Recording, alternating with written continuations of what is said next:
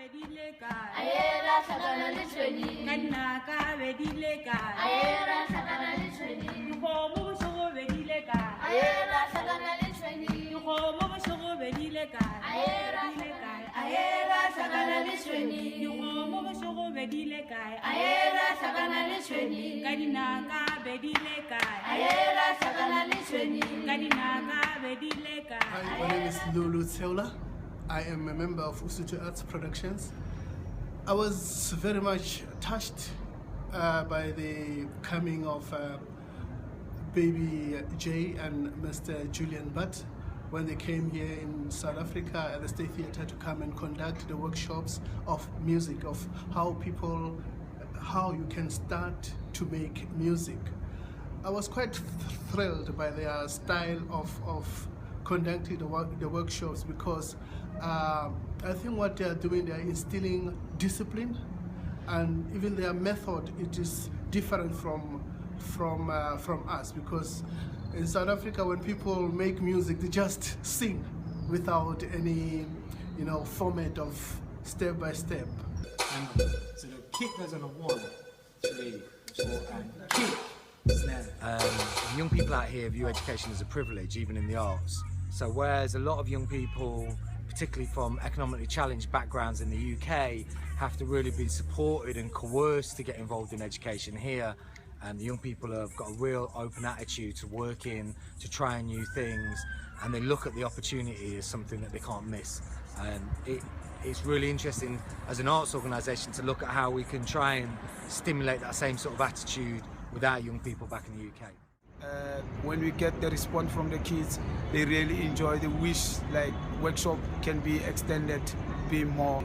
They are looking forward to see more of that technical with computers, because they never used computers before, and with music recording. It was good. It was good for them. They learn a lot. Yeah, working with PJ, like going into his workshop, I just discovered that you don't need those kind of big equipment. So if we can get like just those kind of equipment in a township, probably in a hall or a community hall rather, so that people can go know that they can have the access to go and record them. One of the most exciting ways that we can see collaborating in the first instance is to work with some of the young people here from the townships. Now we've seen that they've got so much passion, so much enthusiasm for the arts, and just taking part in collaborative work. We need now to demonstrate that in the UK, so we want to get them over to the UK. And in the same way, some of our disadvantaged young people in the UK who sometimes have a struggle to become engaged, we need to bring them over here so that they can see a new perspective and be intrigued, enthused in the same way as we have been while we've been here. We also do township programs where we identify poor kids in the township, in the shanty towns, and we just volunteer to give them free training. We choose the poorest of the poor, kids who cannot afford even a meal when they go to bed, and we train them for free so that they belong there, and we do not want to see. We want to nourish their talent so that we know that by teaching them we are actually investing. We know that tomorrow they will be the future stars in the art industry.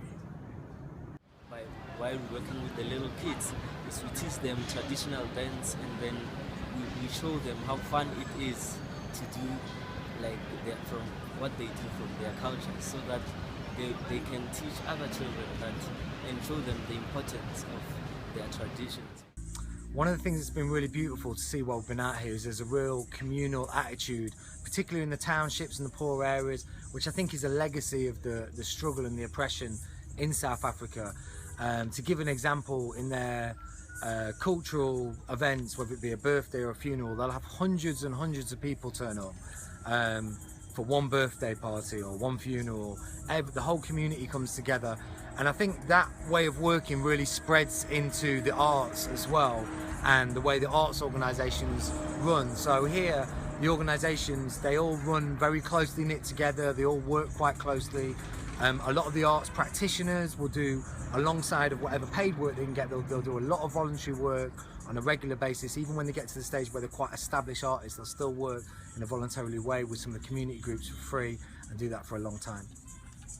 The benefit of working with the UK or the English people is we benefit on what we know much more about business in arts. We know much more about working with kids, meaning which age group, and having the knowledge more on how to handle the kids and how to handle the business and how to work around your office and have the various things that we don't have. It's really been fascinating working with Asutu and finding out areas of our common work and common practice. Both organisations concentrate on education, artist development and events, so the link between the two organisations is almost entirely matched, and we now need to explore that further and see how we can develop new strands of work, new ways of working for both organisations, and see how much we can learn off each other. I've learned much about how can you make drums in different rhythm and musical thing, like in different ways, but on the computer, not using the instrument and stuff.